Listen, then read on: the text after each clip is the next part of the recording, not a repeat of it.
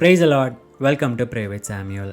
நாம் ஏதேன் தோட்டத்தை குறித்து ஆதியாகமத்தில் வாசிச்சிருக்கோம். கர்த்தர் சகலவற்றையும் சிருஷ்டித்து அதை நல்லது என்று கண்டார். இதிலே நன்மை தீமை அறியத்தக்க விருட்சமும் அடங்கும். இந்த பழத்தை சாப்பிட போய் தானே மனுஷன் பாவத்தில் விழுந்தான்னு சொல்லி நம்ம நிறைய கேள்விப்பட்டிருக்கோம். ஆனால் இதை தியானித்து பார்த்தோன்னு சொன்னால் இதிலிருந்து கற்றுக்கொள்ள சில காரியங்கள் இருக்குது. கர்த்தர் சகலவற்றையும் சிருஷ்டித்தாலும் ஆதாம் இடத்துல நீ எதை வேணாலும் சாப்பிடு, இந்த நன்மை தீமையை அறியத்தக்க கனியை மட்டும் புசிக்காதே அப்படின்னு கட்டளையிடுகிறார். அந்த கட்டளைக்கும் மனுஷன் கீழ்ப்படுகிறான். இந்த கட்டளையும் கீழ்ப்படிதலும் எங்கே இருக்கோ அது பிசாசின் கவனத்தை ஈர்க்கத்தக்கதாக இருக்கிறது. கர்த்தருடைய சிருஷ்டிப்பின்படி எந்த ஒரு பிறப்பும் பெண்ணிடத்திலிருந்து பிறக்கிறது. அதற்கான காரணம் ஆணாக இருக்கிறான். இங்கேயும் கூட சர்ப்பமானது ஏவாளை வஞ்சிக்கிறதற்காக வருகிறது. இந்த கனியை சாப்பிட்றதுனால நீங்களும் தேவர்களைப் போல ஆயிடுவீங்கன்னு சொல்லி இச்சையில் விழ செய்து அந்த கனியை புசிக்க செய்யுது. அந்த கனியில் பிரச்சனை இல்லை, ஆனால் அந்த கனியின் மீது ஒரு கட்டளை இருக்கு இல்லையா, அந்த கட்டளையை மீறுகிறதுனால் ஏவாளிடத்திலிருந்து பாவம் பிறக்கிறது. கர்த்தர் ஆதாமை கேள்வி கேட்கிறவராய் காணப்படுகிறார்.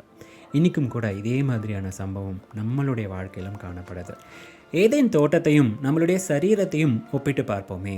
நம்மளுடைய சரீரம் ஏதேன் தோட்டமாயும் ஒவ்வொரு அவயவங்களும் சகல விருட்சங்களாயும் இருக்குன்னு வச்சுக்குவோம். கொடுக்கப்பட்ட கட்டளை என்ன? பாவம் செய்யாதிருப்பாயாக. அதுக்கு நம்ம கீழ்ப்படியும் பொழுது பிசாசின் கவனத்தை அதை ஈர்த்து நம்மளை சோதிப்பதற்காக ஒவ்வொரு அவயவங்கள் மூலமாய் நமக்கு ஒரு இச்சையை தூண்டுகிறான்.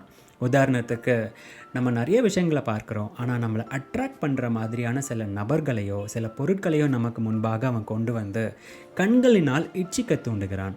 அது பாவம்னு தெரிஞ்சவங்க அதுக்கு விலகி ஓடுறவர்களாக இருக்கிறாங்க. அது இன்பமாக இருக்குன்னு தெரிஞ்சவங்க பாவத்தில் விழுகிறார்கள். சில பேரை சில சமயங்களில் திட்டினா தான் நம்ம மனசு ஆறும் அப்படின்னு ஒரு இச்சையை தூண்டுகிறான்.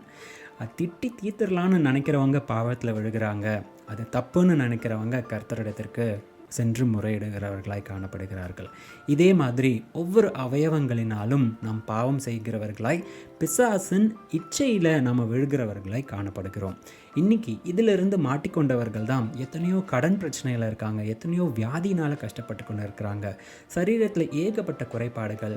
இன்ஃபேக்ட் சரியாக நம்ம சரீரத்தை பார்க்காததுனால, ஒழுங்காக சாப்பிடாததுனால கூட நம்மளுடைய ஒவ்வொரு அவயவங்களும் நாம் வஞ்சிக்கிறவர்களாய் காணப்படுகிறோம். இது எல்லாமே பாவம் தான்.